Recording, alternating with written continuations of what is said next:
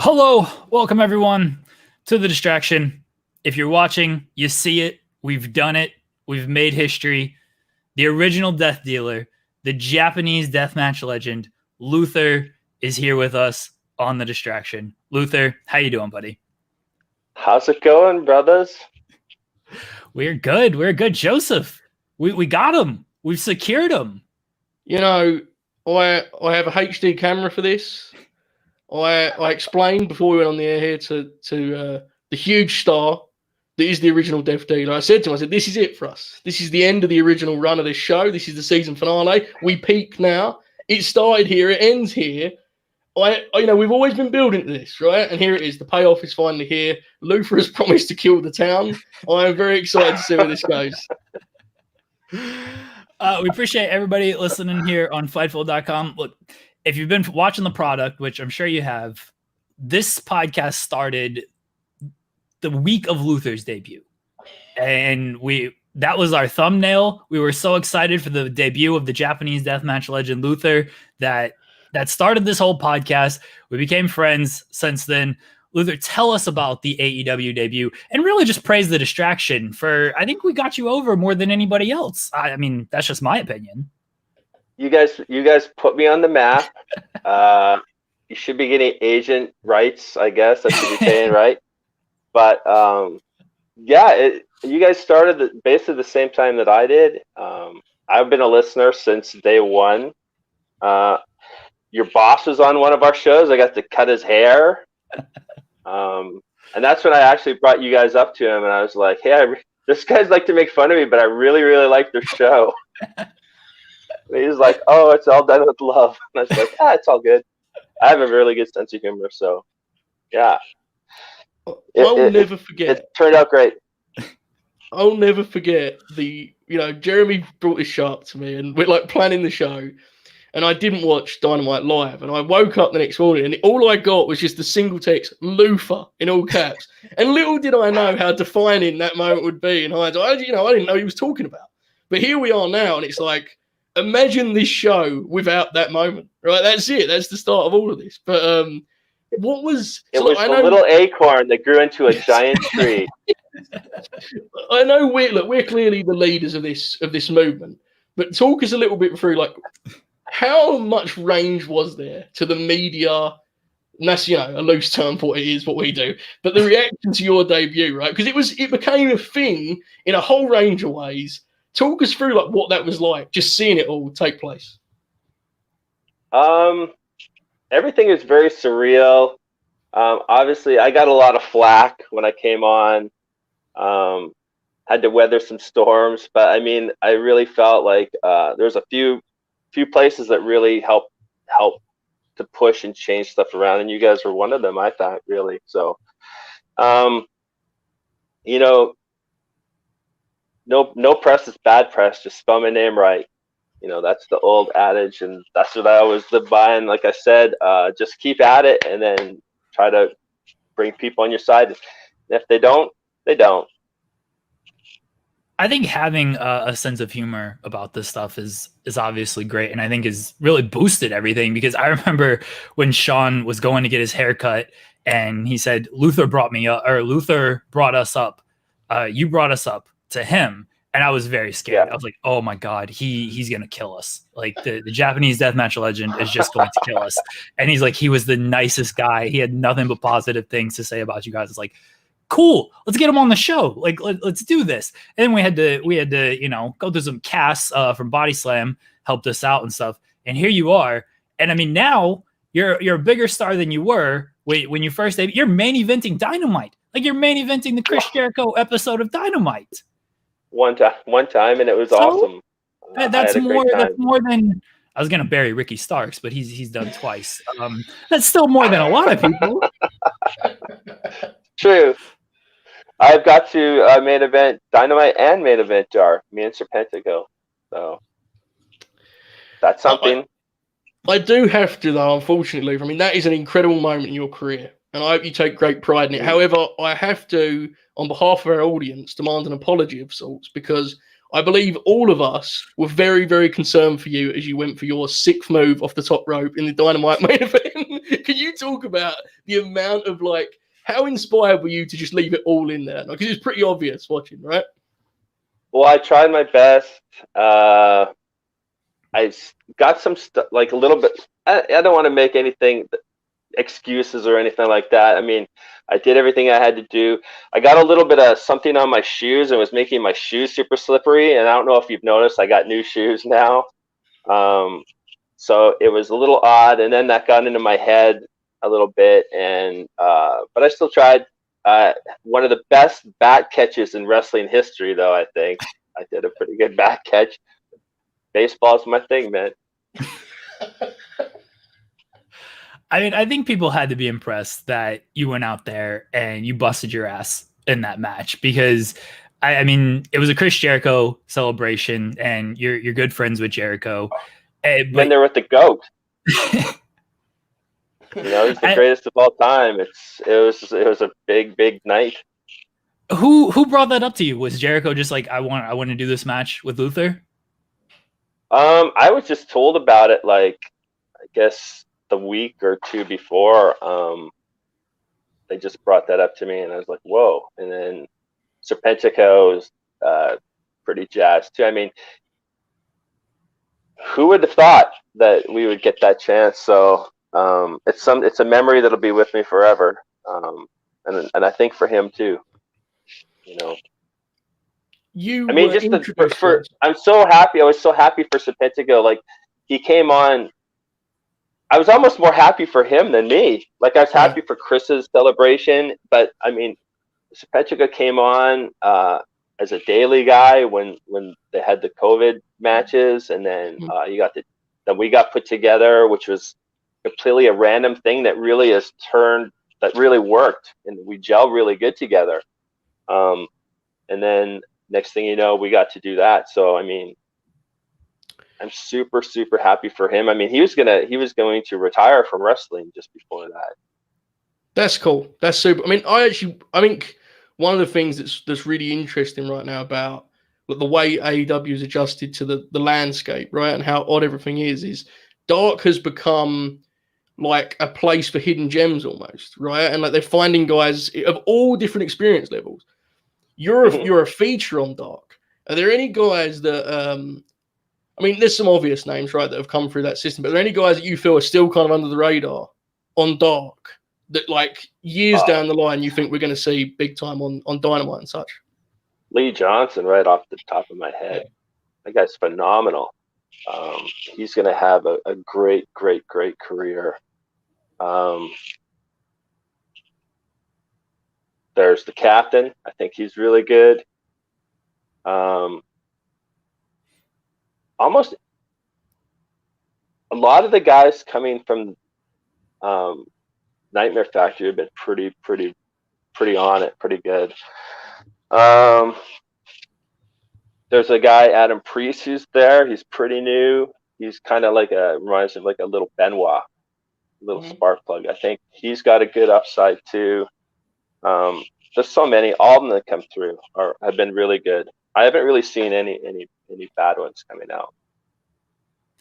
Can you confirm? Just off the top of my head, boom, that'd be some right there. You mentioned your team with Serpentico, so a couple questions on that. Yep. One, can you confirm or deny that it's David Arquette underneath the Serpentico mask? All I can confirm is that I've never seen either of them in the same room together. That's all we need. Yes.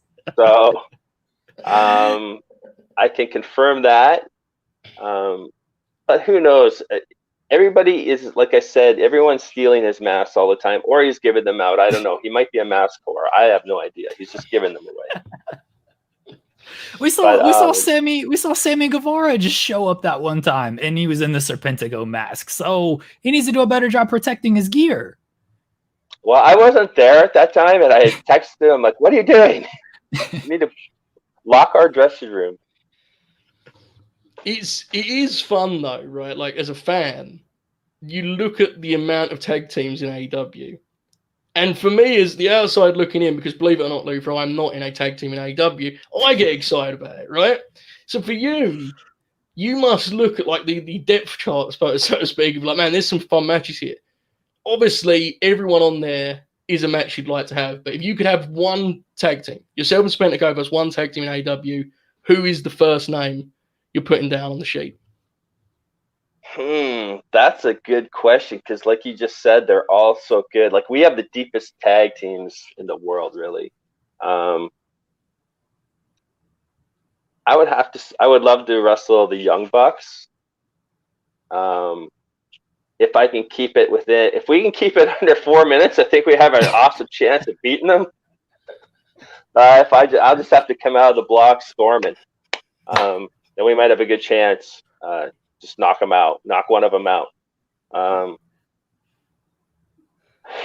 would love to wrestle Butcher and the Blade sometime, just because I really like them as a tag team.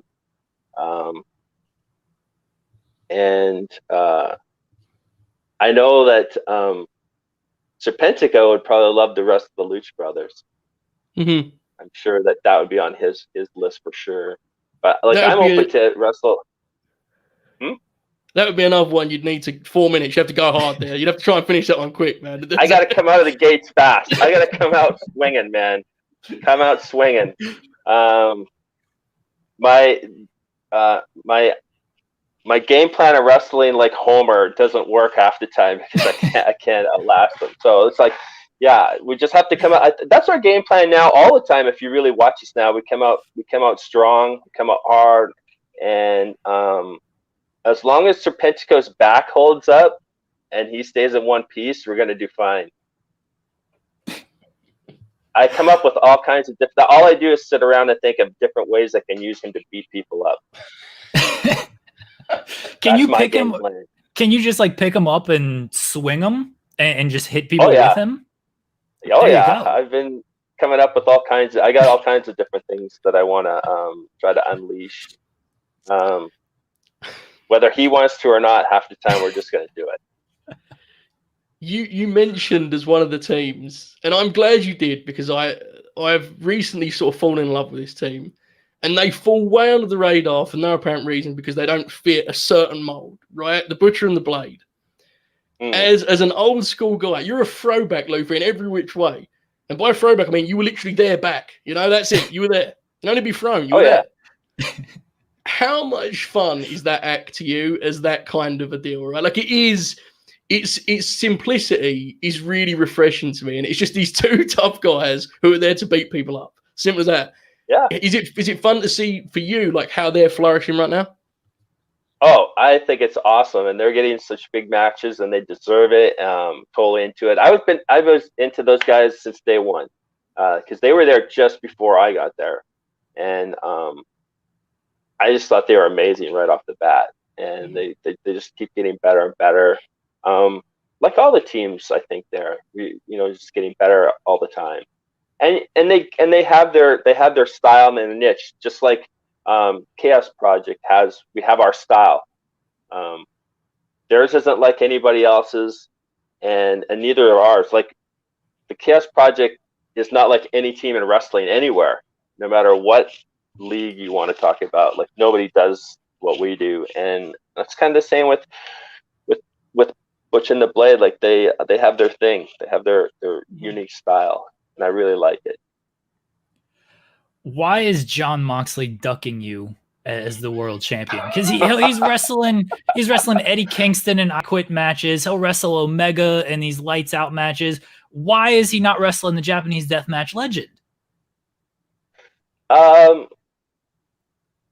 Well, I think he's going to have his hands full with Eddie. I mean, Joe will agree with me on that. I think Eddie's awesome. Mm-hmm. He's a tough dude. And right now, I'm just concentrated on tag team wrestling. Good answer. So, Very good answer. We're trying to get the Luther singles push going. We need the Japanese Deathmatch legend wrestling for the world title against Moxley. Right now, we have our sights on the tag team championship. We got to just stick with our game plan. As the Japanese Deathmatch legend. Although, whoops, it's right there over here. Woo.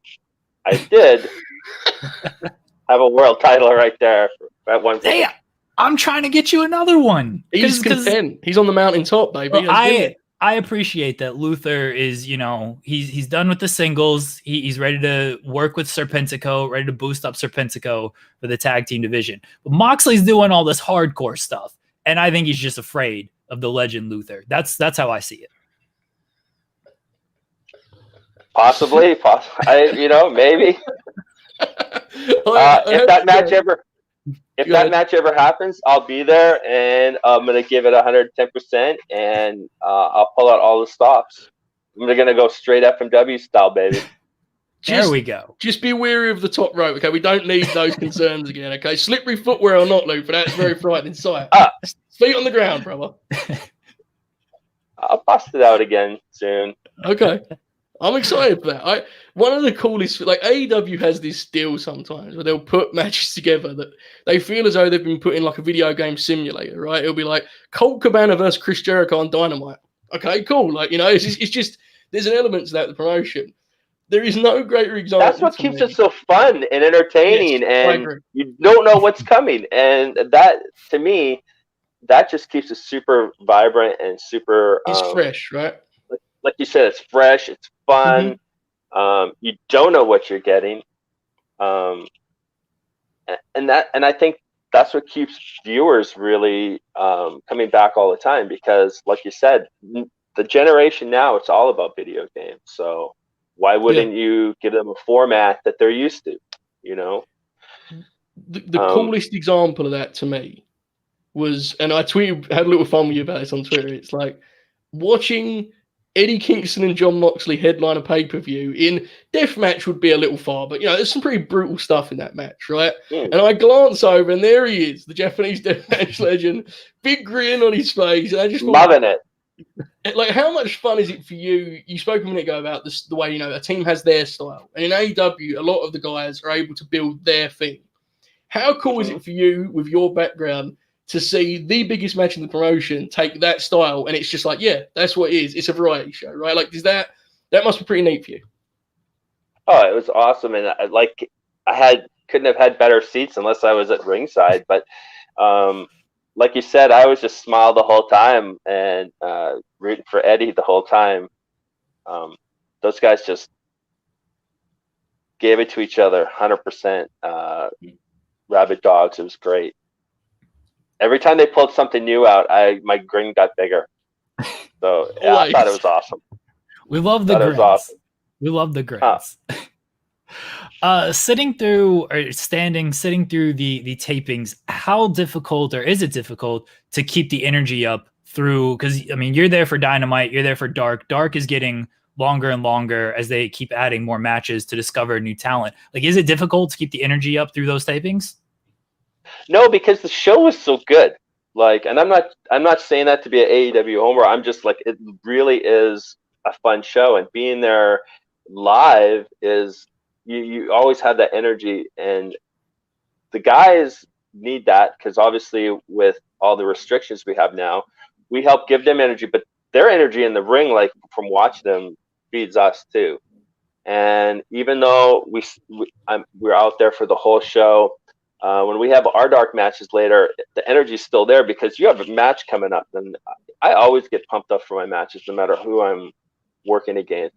It's always fun, and the adrenaline's always going. So yeah, sometimes they get to be long days, but it's always super fun, and it's my job, and it's a great time. Dark is such a good show too. Like, they average like 450, 500,000 views. I mean, that's right up there. That's a main show. It's not just a YouTube, it's a show.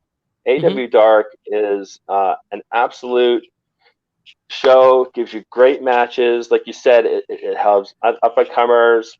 And we'll have other, name guys on the show too all the time. And one thing that always boggles my mind is when I read sometimes, like, people, the shows gets too long, or it's too this or too that. I'm like, hey, number one, it's on YouTube. If you don't like a match, you can always fast forward to the next one. Nothing's ever stopping you from doing that. But it's free wrestling. You're getting 2 hours or sometimes plus of free, awesome wrestling that you're not getting anywhere else. So I think that AEW Dark is a huge, huge cog in the wheel. Like it's really something good, you know. I agree. I think I also would imagine, and like you can speak on this because I think it's interesting. I feel like your perspective allows you to appreciate things like that more, perhaps, right? Like where you are in your career, you're not going to sit there and get bored sitting at like ringside watching all these great wrestlers go. Like that's a pleasure for you, right? I'd imagine like you probably you've distanced yourself enough from it throughout your career that now it's like, man, just enjoy the ride, right? Oh, that's totally, and enjoy the whole process. And when I watch some of these kids do some of those moves, I'm just in awe. 'Cause I think back talking with Chris one time, it's like back in '91 when I would do topes and stuff, and very few people were really doing that, and like I was considered like a high flyer, but compared to what I did then to what it is now, it's not even the same thing. Same with like quote unquote death matches. When we started them, like it was mostly like street fights or, you know, the dog collars or barbed wire, no ropes, barbed wire. I did lots of those, but and then some glass. But on the whole, compared to what they do now, it's like completely like progressed and changed, you know, over time. So getting to sit back and see all that, it's really exciting. We've seen dog collars, we've seen barbed wire, we saw glass and Omega and Moxley last year. Is there anything that you'd like to see in AEW that you think that, you know, they could do?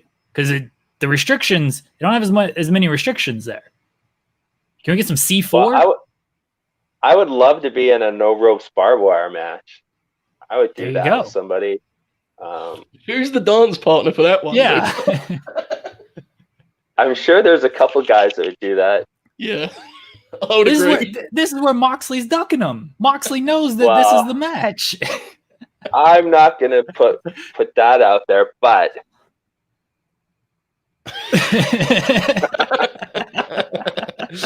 I appreciate that. It's, you know, I don't want to actually gloss over. One of the things that was interesting is we figured out we were doing this is like, we always say it, right? The Japanese deathmatch legend. It is interesting to me that the reason this promotion really is a thing, in many ways, comes from the fact that the founders, the core group of guys, the elite guys, did such a fabulous job as top gaijin stars in Japan. Out of interest, did you follow that scene at all, like when they were doing that stuff, or kind of from afar? I was just interested because that's kind of a cool little full circle deal, right? I didn't follow it, but I knew who they were, right. And like I've watched things here and there, but like I didn't have New Japan TV or anything like that. Yeah. But yeah, I definitely knew who they were, and I wrestled Kenny a few times in like 2010 for that WRP thing that was taken off there. So I wrestled him a couple times, so I knew him, and I knew him from Winnipeg when he was just a young boy starting out. So yeah, and it was cool getting to meet all the other guys now and seeing where they've come from and where they came from, and they did great over there, and they just brought that same intensity and excitement over here. You mentioned video games. AEW Games made the big announcement a couple weeks ago. They have the video game coming out sometime next year. Some mobile games coming out. Are you into video games? Was that trailer not sick? Yes. Have you been scanned? No Luther in the trailer. I have not been scanned as of yet, but the trail. I mean, I watched the same thing you guys watched, and I'm a gamer, as you guys probably already know, and it's like I just thought it looked amazing, and I can't wait for it to come out. It's going to be awesome, and all the app games coming out look cool too, you know, and that'll hold you over till the platform game comes out. As long as we do get the Japanese deathmatch, because we need, I mean, frankly, that's the place for the match you pick. The original Death Dealer. The original Death Dealer. Not my heart, though. You know where my heart is. I'm fine with the brand, and I appreciate it, but you know where my heart will always be, right? It's tough. But you're right. I did want to... Because the original Death Dealer is the acronym for ODD, odd. I'm odd. So it's much better, but it's just, the distraction. Old habits die hard. So. Speaking of old habits and dying hard, in fact, from what I can gather, you did a match there in a very, very famous, iconic period of World Championship Wrestling, right? You was there for like a B-show match, right, in 2000. As far as I know, from what I can gather from my research, this was around the time of the famed New Blood Rising program that took place that Jeremy and I have a lot of fun talking about to this day. Can you talk a little about your experience in WCW at what appears to be, from the outside looking in, to be the most insane time in history of professional wrestling? Was it as chaotic as it seems like it was? Well, at that time, I was only there for like a week or so. I did a few matches on a few shows. So I was at that pay-per-view. Tough luck. I think I may have worked as a security guy, or I did something where I broke up, I think, like the Harris brothers or something. I can't even remember. It was so long ago. Yeah. So I don't know if I'm even on there or not, but yeah, it was a little bit crazy, I guess. Like I said, I wasn't really there for a long time, so I can't really specify or get any stuff other than yeah, I wasn't super stoked on the mat or who I was wrestling, but I don't want to get into that either. That's fun. Yeah. Joseph, you have more Japan questions and WCW questions? Well, no, I mean, like, the WCW deal is what it is. I'm not the. I was on the last. I mean, I can say I was on the last worldwide taping ever. There you go. That's what. That needs to be a T-shirt. Needs to be the original death dealer. Yeah. You want to end it. I'm done with the Japanese questions, Joe, because Luther he's made it clear to me. This is it now, okay?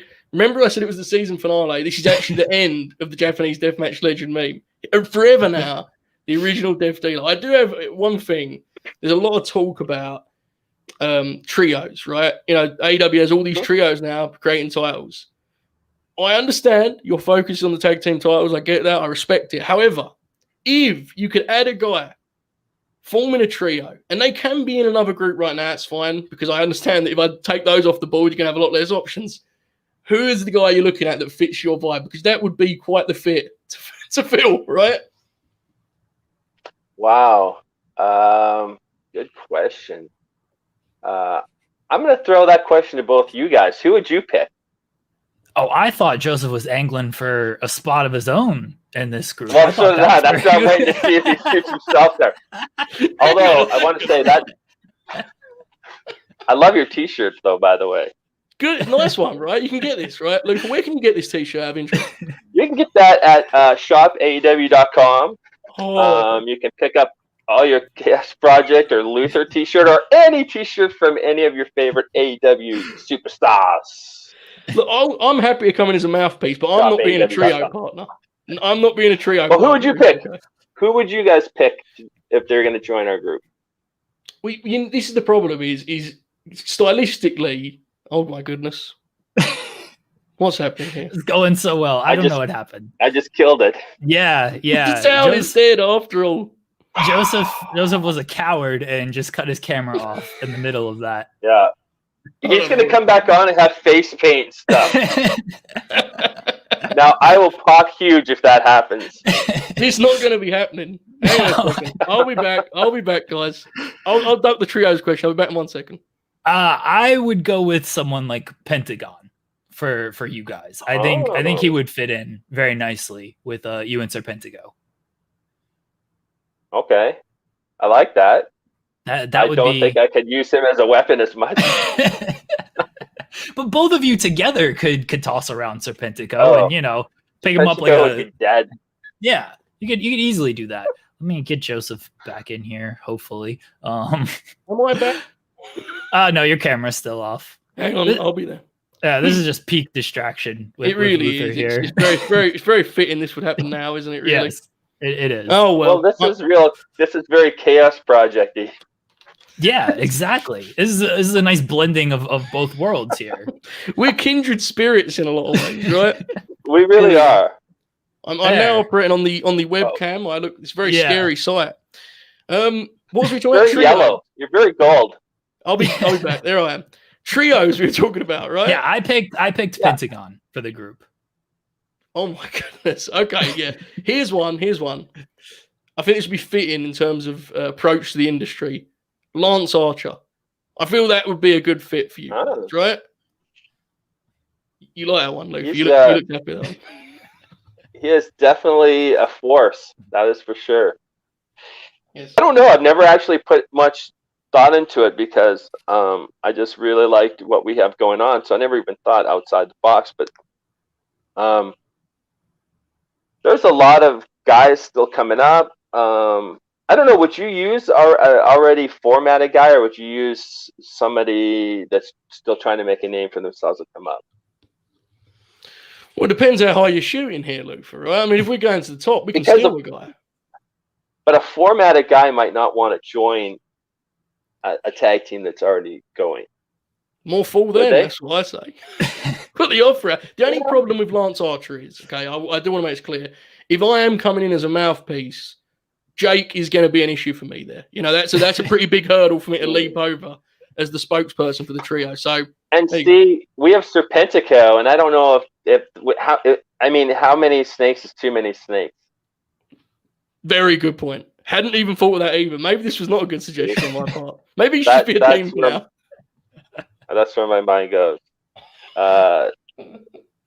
You know, how many snakes is too many snakes? So that's a good T-shirt too. Do we get royalties on that? I don't think we actually pitched that, but it was part of Distraction Canon now. So I don't know. I'm trying to angle for something here. Well, there you go. You know, you never know what works until you're putting up the flagpole and see who salutes it. Exactly. You know.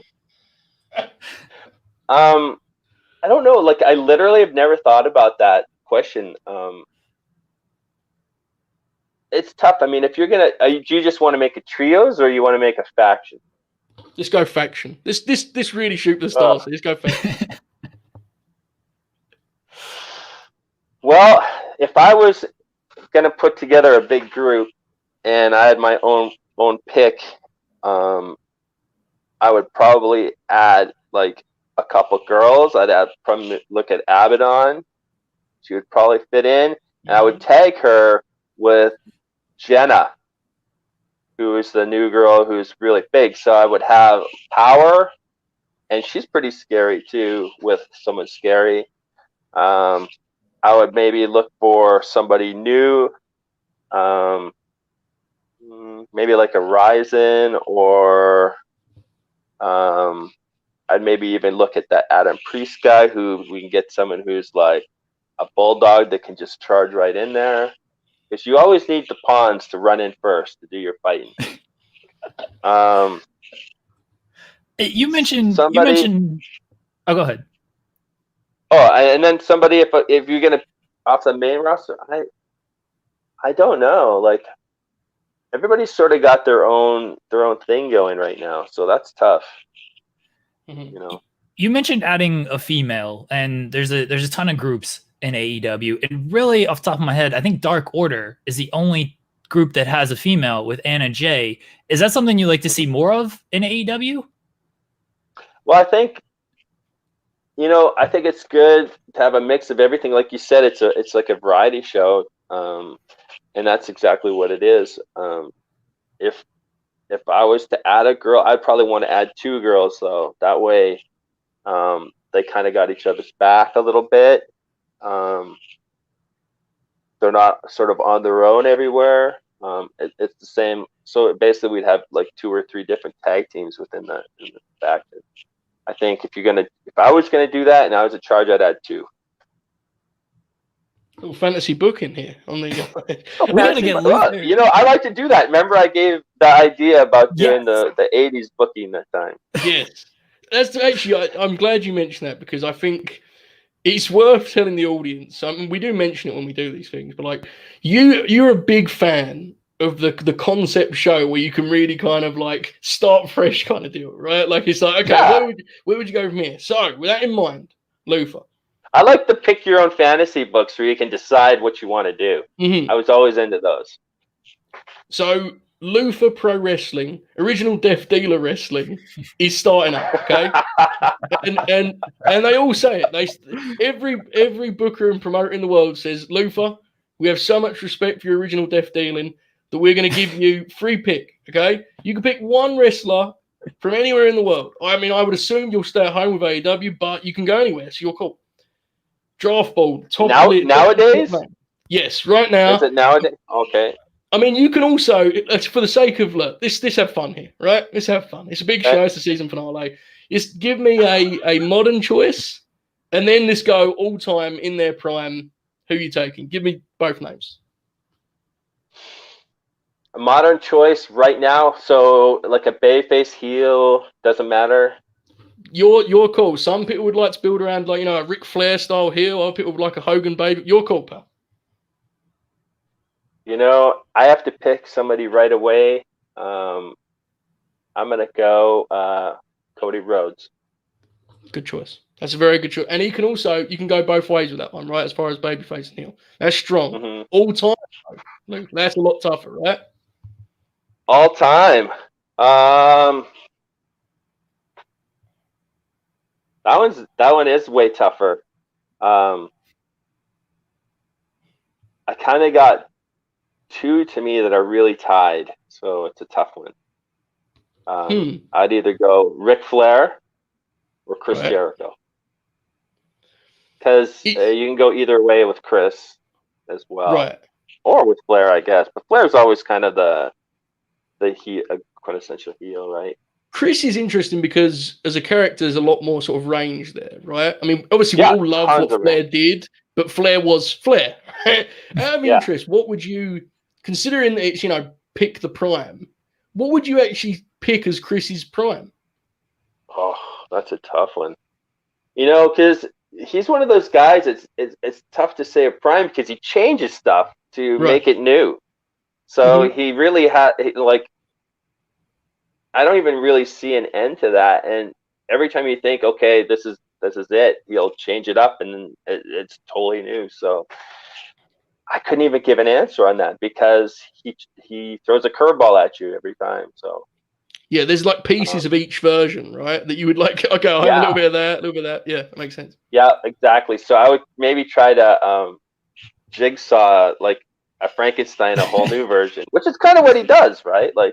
Yeah, he's amazing. Just take the best pieces of Chris Jericho, like his maybe WCW athleticism, the feud with Shawn Michaels for promos. I think that's prime Jericho is the Michaels feud stuff. That's my favorite version. He's a really like stern, serious guy, right? Yeah. Well, and look who he's working against. It's amazing, right? Like. How can no Bret Hart. How can that not feed you to do better? Well, Bret's Bret too, right? No, you're right. Yeah, Bret's amazing. Mm-hmm. Yes, I mean it's only fair that anytime someone brings up Sean, we have to make it clear that we're Bret guys. You're a Bret guy too, right, Luther? I trained at the Hearts. Come on, exactly. I just need to make it clear. I didn't want to hurt the brand by making that unclear, so I'm glad we cleared that up. I mean, that's like the first question on the show typically is Bret or Sean. So we messed up by not asking that first, but now it's out there. Bret. Yes. Okay. If I have to pick one of the two, it's Bret.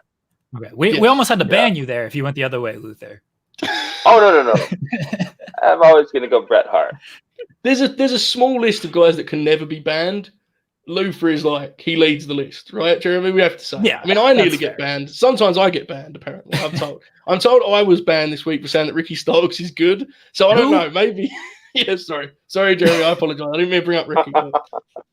Ricky would be an interesting one for the trios, right? He's got his own deal, though, right now. He's got his own trios elsewhere, right?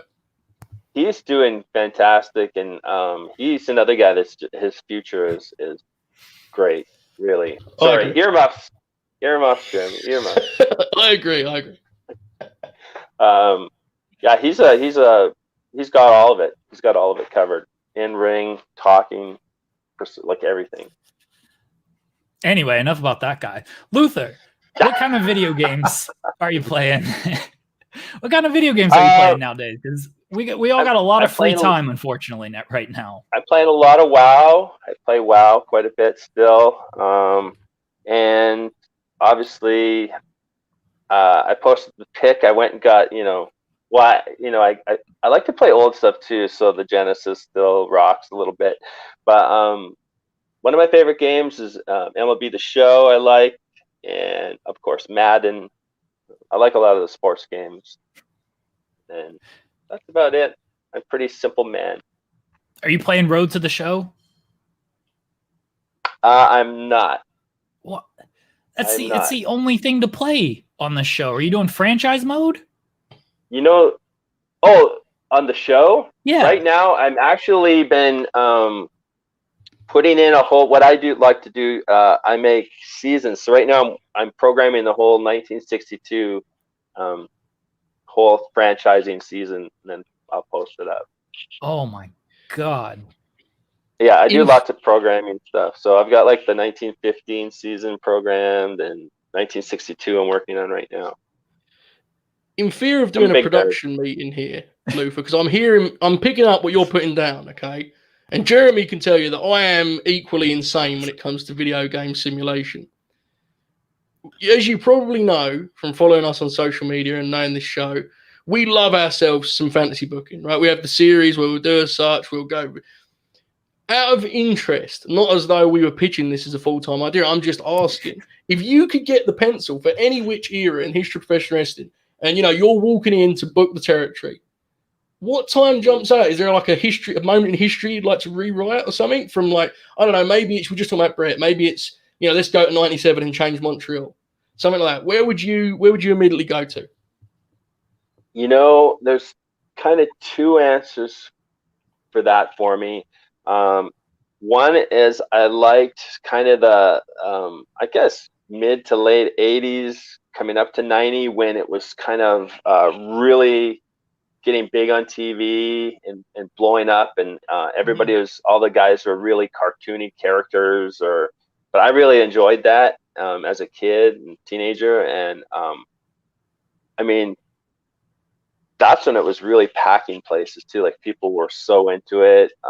You didn't have to, like at school, hide the fact you liked wrestling, because like everybody was really into it. And of course, then in the mid 90s, they had, when they had the wars going on, that was always fun too. That was a fun time. But I kind of like when it started. Like I'm gonna pick early when it was just kind of getting started, or with the WrestleManias 1, 2, 3 and stuff like that. Like to me, that was super fun. I like things to be still fun. I like serious, but I still like fun. It's always interesting to me with like, I have a lot of it fascinates me the way that WWF was structured in those times, right, with the pay-per-views, where they would know a year in advance what the next big four. And interestingly, even though AEW's TV is obviously formatted completely differently to that back then, there is a similar element as a fan watching it of like, this is all shaping where we're going to be. I mean, I read something the other day that everything that's going on TV now was sort of underway a year ago, right? Like there was the MJF Inner Circle deal. A year later, here we are in the midst of that, Kenny and Moxley. Do you think that's the perfect way for professional wrestling to work as far as pay-per-view? Like you have your big four, big five, that kind of deal. That's classic storytelling. That's what sucks viewers in. That's what gets them interested. That's your hook, and you need that. And I think they do a great job here of telling that, just like they did back then. The whole year, like back then, they didn't have a pay-per-view every 2 months. They had like the big show, and then like WrestleMania, and then did they have like, then they started coming in with a few others, but everything led up to their big finales, like so, and then they start over. It's kind of like like you said in a TV show, it's the season finale. That was your season finale, and then you start new. And I really like that, like, because it kept you interested. And that's something they do really good here. Like you just said, they have the 3-4 things going, and they build up to that. And that's just storytelling 101. Keeps people interested. You have other minor feuds going on underneath, which a lot of people will be more into that if that's your favorite guy. So you keep them going. You have dark to push people up to the next level. I mean, to me, everything they do, it all makes sense. You know, even though sometimes you'll be like, maybe if you watch, you're like, oh, I didn't get that. It doesn't make sense. Mm-hmm. In a month or 2 months down the line, you can go back and be like, totally makes sense now. Everything comes back full circle. You know. Yeah, I think there's an attention to detail, right? Like I think probably the best example recently, even as soon as last Wednesday, was the deal where some Moxley's attacked, right? And I'm not saying it was you, original Death Dealer Luther, of course not. I'm just talking about it broadly. And you had that wonderful moment with Eddie where it was like, oh, they remembered what we remember. You know, these guys should still be linked. Just because their match is done doesn't mean they should just be separated. As a performer, how much does that help you when you're trying to craft your own character, when you're trying to tell your own stories, knowing that if we do this correctly, it won't just be thrown away, right? Because we've seen it now. Like, guys will climb up that card and everything they do proves worthwhile almost. Does that help? Well, one thing with that is like, with wrestling, like a lot of these guys have kind of come up together through the ranks, through the indie ranks. So the history is there all the time. So even if like they have a match tomorrow and it's a blow off or whatever, that history is still there. It still will come back around. That's just the circle of life. Wrestling is a circle of life all the time, and we're constantly moving forward. So we're going to hit here, then we don't hit for a while, then you hit back. It's constantly moving. So to answer your question, is like that is always there no matter what. Like your history with each other is always going to be there. And you just create new chapters as you go along. In fear of following your lead here on the fantasy booking, Luther, I mean, if we were to look ahead a little bit on that topic I just mentioned, Moxley said, right, he promised Eddie's mum he would always look after him. If maybe one day, perhaps in a planet far, far away, we have an Eddie Mox tag team, would that not be one of the coolest matches for your tag team to take? That would be pretty cool, right? That would be cool, yeah. That would be cool. There you go. Pencil that one in, pal. I don't know if that tag team would work and just not combust on each other, though. There's like some interesting ways to go there, right? Two ticking time bombs next to each other doesn't always work, But yeah. Luther, have you thought about starting a Twitch and doing your fantasy book? Do you play TEW? I have not thought about starting anything yet. So I am in the process of starting a little YouTube podcast deal though soon. That's cool. But it's not going to be about wrestling. Even cooler. Yeah. Luther's going to tell ghost stories on there. Exactly. Ghost stories or cryptids or anything weird and wacky and scary. It's going to be fan interactive. So I'm going to be posting this pretty soon where any fans or any people out there, or you guys too, if you have a story, you can write the story. I'll read it, go over whatever tale you have to tell. And then I'll also do an interview with people that I know. So the show will be half interview and half reading fan letters. That sounds cool. So I mean, it must be fun that you can do those projects, right? Like you can do that and have fun with it. It's just all about having fun, keeping busy, keeping your mind sharp, and just having a good time. I mean, life gets too serious a lot of times, and I try not to let it get me too serious. I try to always you got to stay upbeat, glass half full all the time, and try to do some new stuff. You guys, everybody, if you have a wrestling podcast or YouTube channel or anything like that, like you guys are the wise ones to do that. You do better at that than me. That's why I want to do something completely different. But I will still have wrestling people on it. Right. Well, got too carried away and threw my phone. Everybody's just breaking cameras on this show. I just went ghost hunting a few weeks ago. Me and my girlfriend went ghost hunting, and I went to this mansion that supposedly has a bunch of hauntings. And I went into the backyard, and there's this well, and I was the only one back there. And I took like a bunch of pictures. And whenever I take pictures, I take like 10 or so in one spot. So if there's a reflection of something, it's going to be on every picture. And I did get a picture of something, sort of like a misty little thing, only on one frame. The rest of the frames, nothing. And then one frame, I got some kind of weird thing. Which is how often cool. on these adventures, Luther, do you hit the pose just to pop yourself almost? Because if I was you, I frankly would do it every time. Well, obviously, whenever I meet somebody and they're like, "Hey, my name's Roy," I'm like, "Hey, I'm Luther." No, I don't do that at all. You should do that. Yeah. I don't know. Never really in my personal life do I hit the pose. I don't think. Maybe I do, and I don't even notice. Maybe I'm just walking around constantly, like, I'll have to get somebody to walk around and film me one day, like a day in the life. That would be something good to put up, maybe. That's or the super content. boring. I'm not sure which. No, that'd be great. People love that stuff, man. Like the fly on the wall stuff. That's great. I need some advice, Luther. As you explained to me before, you're the character guy, right? You've done it. You've been there. You've seen it all. You agree with me that this is getting over. Okay. Now, granted, a minute ago I was HD Hulbert. I am no longer HD Hulbert. That's very sad. But the microphone lives. And it's getting over pretty good. This is I'm what we're doing. Big fan. There we go. Everyone just there we go. I'm a big fan of the microphone.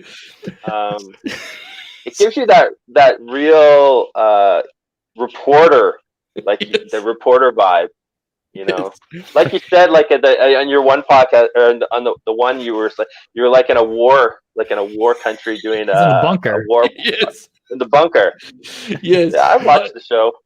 That's insane to me. But my question is, we agree it's getting over. When people come up to me and introduce themselves, should I say, "I am Joe Hulbert," and pull out a microphone and suddenly start sort of just sticking in with it? Is that too far with the branding, Luther, or is that just right? If I was you and you walked up and he's like, "Hi, my name is Jeremy," you could be like, "Hi," or you could ask them their name, like, "Hi, I'm Joe, and you are," and then point the microphone at them. Truly reporting. So they can answer. Good, yeah. You need the skinny mic. Oh, like on the match game when he's got their super long. Yes, that's what you need, Joseph. There's ways to improve it, but I'm just making sure it's getting over. I go to Luther for these things. Okay, that's all I'm saying. No, I like for the beat reporter, the big thick mic is the way to go. I think. There you go. We're figuring these things out. And headphones that actually neither of them are actually attached to anything. Like you can see them unplugged, but you still use it like you're interviewing people. Just to be a professional, right? I just got to do it. Just to be professional. Well, you know what? Practice makes perfect. And you have if you keep doing it all the time, it's going to be like you don't even think about it when it comes time for game time. I mean, Howard Cosell would have done it. Why wouldn't you? If it's good enough for him, right? It's good enough for them. Yeah. Exactly. Exactamundo, man. I love it. I do have to ask a question about these ghost stories. Do you have to carry around like a giant backpack vacuum, like in Luigi's Ghost Hunters? Or Ghostbusters? Yeah. I don't. I actually have all the equipment like on Ghost Adventures. I have all that stuff. But we just went out on this last one. I just took a little tape recorder. I haven't listened to my EVP, my audio yet, but I didn't even look at the pictures until a few days ago, and then I was looking through and I was like, I totally caught something. I caught something one time which almost looks the same in Washington State at this old haunted theater. It was really crazy. I caught something there, and I also got audio. So I was upstairs, and I didn't even know about this till a year later because I was there with a couple other people, but upstairs at the time, it was just me, an empty seat, and this girl, and we're asking some questions, and it was her. She was recording, and you can hear my voice, you can hear hers, and just before she turns it off, you can hear a guy's voice, which was deeper than mine, go, "Yeah." And so she played it for me. I was like, "That's not me," and that's really crazy. So Jeez, now it's at man, the same theater. I got a picture of something, some sort of mist thing as well. I struggle to sleep as it is. Like this sort of content sounds difficult, you know. I got another cool one, and I have this on my phone still, video. So we were in this old building they said is the oldest brick building in Western America. And I can't I'll get the date wrong, so I don't want to say the date, but it's super old. And we were downstairs, and we kept hearing, and this guy was talking, and I kept hearing something like it sounded like a drag on the floor, and I look around and no one else is doing anything. So I was like, okay, I just hearing things. And this guy's still talking. Then I hear it again. I'm like, so I pop my head up and I'm trying to listen, and it sounds like something sliding the floor. But no one else again is putting it over. Either they hear it and they don't want to put it over. And I'm the only one that's like putting it over, kind of because I can hear it. Yeah, I'm selling for it big time. And then we hear it again, and the guy talking stops. And he's like, did anybody just hear something? And everyone's looking around. I was like, I've been hearing it for like the last 10 minutes, dude. So we go upstairs, and there's like, it's just an empty room. There's no windows. There's a table and some chairs. And it totally sounded like the chairs are being drug around. There's no one up there. So the same room, we go up, and I'm standing there, and I feel something. I feel heavy, like a heaviness or whatever, and I feel cold. And I keep saying, like, I feel like, you know, when someone's behind you or beside you, you know it, like your senses, like, you know, and I kind of felt like that. So there's this other girl in the group. I think there's 4 of us, and she's sitting and she starts to videotape. And just as she videotapes, and I have this on my phone, you can see 3 different orbs circle me. And this is a room, has no windows, so there's no light coming from anywhere else. And it's just, you can see 3 orbs circling me. Very weird. Who, you know, if you were to go, like, because this feels like this is going to be your direction here with the YouTube content, right? Who are your allies in the AEW locker room for such an adventure, right? Like, are there guys that you would share these experience with that are like, okay, I'm all in on this, or is there guys that are like, get that away from me? Okay, so one of the reasons I started to get into this is that I was sitting upstairs in the audience section earlier in the day of one of the shows, and there was about 10 or 12 people up there, and I brought up Ghost of Time, and everybody started talking about it. Like, they all had their own little things. So that's when I was like, okay, this is what I'm doing, because I was already planning on doing it, and then once I got that reaction, I was like, okay, good. So I've been just getting everything, all my ducks in a row, and I'm gonna be starting that soon. So, because like most people have had something strange happen to them in some form of life, or, you know, within your life, you know, whether you saw a UFO, saw a ghost, think you know, saw big, like, whatever it is, maybe you saw Loch Ness Monster, I don't know. I never judge people on anything they see, because it's something that happened to them. So whether it happened or didn't happen, in their mind it happened. So I always go that way. Like, I will believe everybody, you know, until you prove it wrong, you know. And whenever I go on any of these things too, I try to prove everything wrong first. So, like the picture I got, this last one, there was no real lighting. There was no one else back there. It didn't happen on any of the frames, just one frame. So I'm like, oh, all that stuff is weird. So I'm not going to say I got a picture of a ghost, because I will never claim that, but I got a picture of something. Like, I will claim that. It's right there. There's definitely something there. I'm going to tie everything together here as we wrap up, because you've been very generous with your time. Video games, ghosts, wrestling. Have you played Phantasma or Among Us with the AEW crew? Because both of those games are very popular from what I've seen. I have not yet, actually. Are they not inviting you? I want to play Among Us. I heard it's really cool. Yeah, well, we should play an Among Us. Look, we can play Among Us anytime. Joseph, have you played Among Us? You know the answer to that. You know I haven't played Among Us. I've only played a handful of times, but they play it all the time. They did a BTE skit. They were playing live Among Us. Oh, wasn't that awesome? I popped huge for that. I thought it was great. I haven't played it. Alex always tells me, oh, you should get on there. So I might look into getting on that. Yeah, and I'm sure if Joseph plays, he's going to kill her every time. Miro's always the killer. That's he's been killing it as the imposter. You got to get Among Us. I want to see original Death Dealer Luther on the Evil Uno stream with Among Us, because I watch those AEW streams all the time and they're fantastic. So I'd like to see you pop up on there. Well, you never know. Maybe I'll make a little cameo appearance. There we go. Joseph, anything else? Well, no, just Luther, if you do any kind of cameo, charge for it. That's the rule. No, you know what? I was thinking of getting into doing the cameo thing. You just need that, dude. You're there. $100, $100 for the point. 200 for dialogue. That's what I know that there's people with what we do, right? We're on a reputable platform here, believe it or not, Jeremy. And I understand. I'm sitting here in the shirt. Again, you can get Luther will do the pitch in it. I'll let you do it in a second, Luther. But sometimes people are hesitant to be like a fan, right? And anyone who watched this show knows when we started this show, I was unaware of Luther, let alone being a fan, right? I want to thank Luther for being like, he actually sent me this shirt. And I said to him, when he messaged me, I was like, dude, that is going to cost you way more than it's worth. I'm not going to be able to help you as far as brand here. It's just going to cost you a whole lot of shipping. I said this to you, right? And it's like, you were like, no, I'm doing it. I said I was going to do it. So I want to thank you for your sense of humor, allowing us to basically be dicks. And like that was funny. I like the show. I honestly really appreciate it, because I think it's rarer than you probably realize. But no, seriously, it's been a lot of fun getting to talk with you over the last year now. And this was a fitting kind of finale to that. But I hope it's the first of many. You know, I hope it is. Oh, that'd be awesome. Yeah, I really enjoyed it. I think you guys' show is great. Like I said, I've been on it since day one. I told Sean that before I even knew you, like, talked to you guys ever. I told him, yeah, I listened to the show.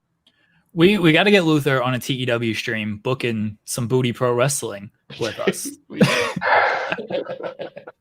need Luther booking something, right? Yeah, exactly. We got to get him on there. Luther, let everyone know where they can find you at. Well, I'm at Kill Luther Kill on Twitter, Dr. Luther on Instagram. You can go to shopaew.com to get any of our merchandise or any AEW Superstars merchandise. And, of course, Tuesday nights on YouTube, AEW Dark. Wednesday nights on TNT, you have AEW Dynamite. And tomorrow night on Dynamite, headlined by Jon Moxley, defending the AEW World title against Kenny Omega. It's a big show. Big show. Winter is coming for AEW Dynamite tomorrow night. So it is a big show. Luther, thank you again for joining us. Well, winter just came here, and winter's coming tomorrow there. There you go. It's already here for us. This is our winter. Yeah, this is our winter. We appreciate you joining us, Luther. We'll be back on Thursday talking wrestling. Thanks again for joining us. We'll talk to everybody then.